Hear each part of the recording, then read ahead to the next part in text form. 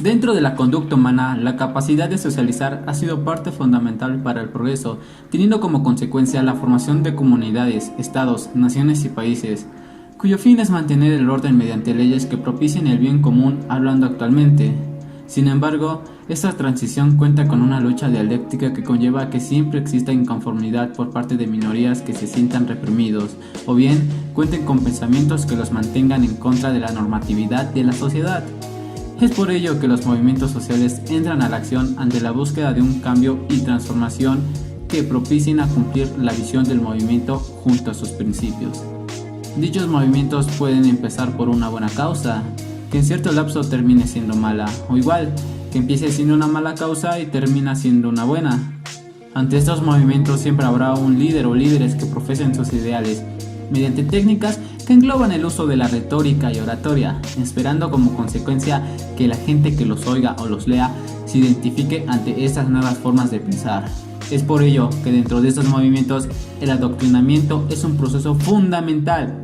ya que encierra el ideal humano en respectivos pensamientos que son en ciertos puntos interesantes, atractivos y estéticos para el interlocutor, cumpliendo con las expectativas para poder hacerle pensar que el movimiento al cual este andoval se puede integrar goza de buenas causas y de sustancialidades que propician a la mejora y el crecimiento del individuo.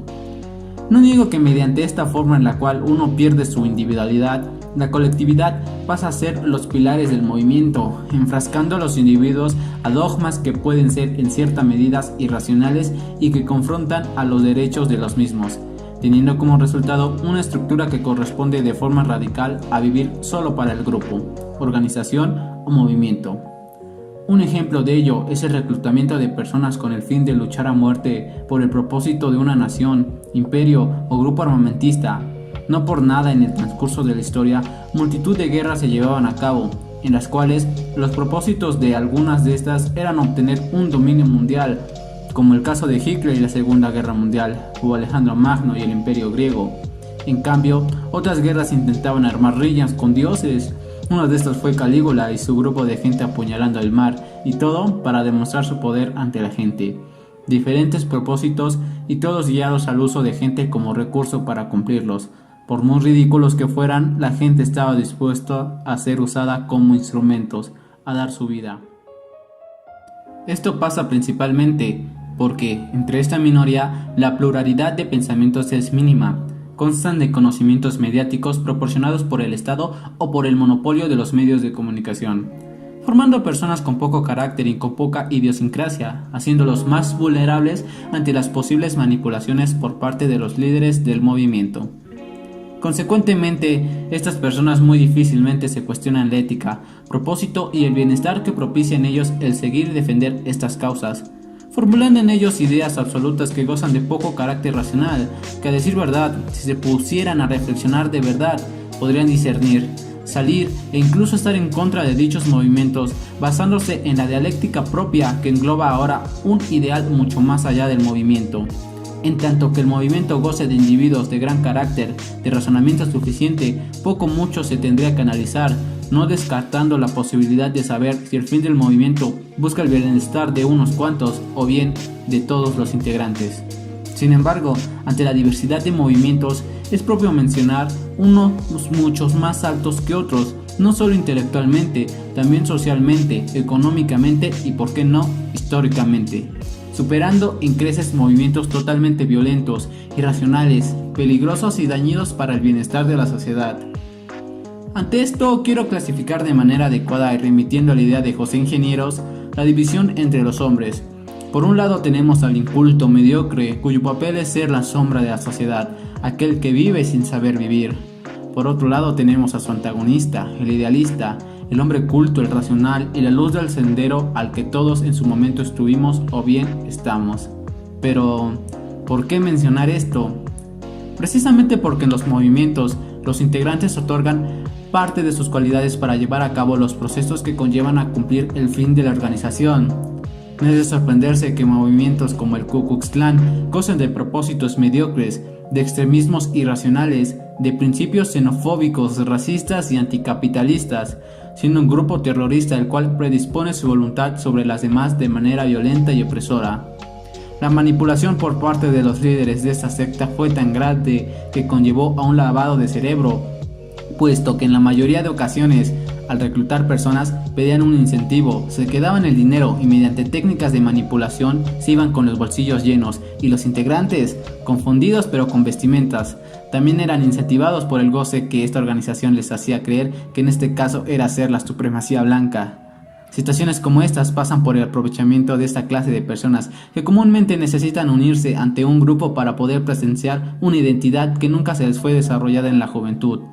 No es precisamente la época la que constituyó este movimiento lleno de iletrados y paletos, fueron las circunstancias, el poder mediático y la infortuna de vivir entre la sombra de la ignorancia, puesto que en otros lugares y momentos el surgimiento de movimientos o bien la reestructuración de los mismos, tales como la francmasonería, llevaron a que los intereses se centraran en la búsqueda de la verdad, el estudio filosófico de la conducta humana, de las ciencias y de las artes, y el fomento del desarrollo social y moral del ser humano, orientándolo siempre hacia su evolución personal.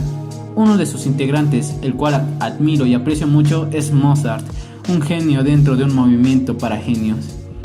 Este ejemplo de dos movimientos cuyos integrantes buscaban intereses distintos es la clara muestra que entre la misma especie, indistintamente de la lucha de clases sociales y otras diferencias, existe un duelo intelectual, teniendo en un extremo a los mediocres que comúnmente intentan alcanzar con araños, insultos, poco criterio, un estatus que solamente sería posible alcanzar cuando uno reconoce su misma ignorancia,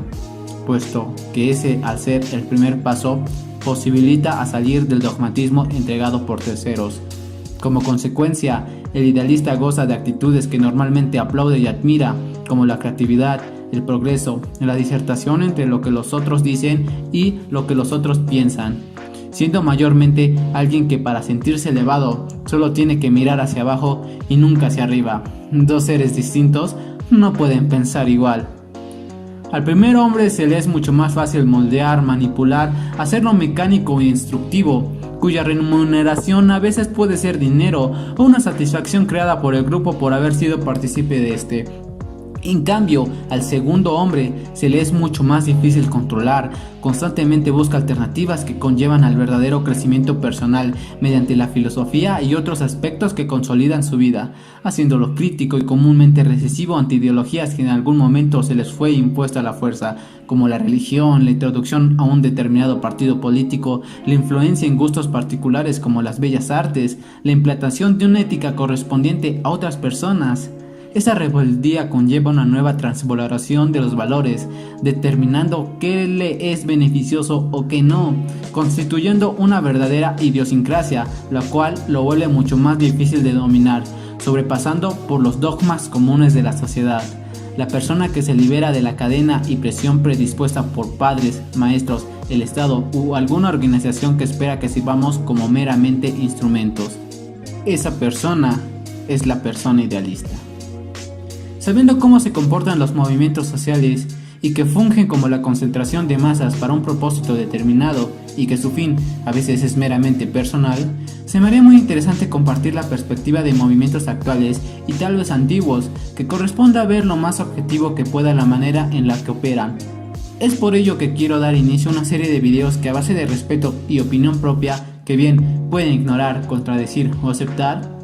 estudiaré a sus integrantes, sus propósitos, el fin del movimiento y si realmente sería aceptable o no seguirlo o apoyarlo, siempre buscando una diversificación de hechos que nos propicien a ser cada vez más críticos y reflexivos y que me permitan a mí, como a ustedes, solidificar una idea y presentarla, como dije antes, con respeto. Ojo, siempre a las personas, nunca a la forma de pensar, cuya base son comúnmente opiniones y a veces creencias.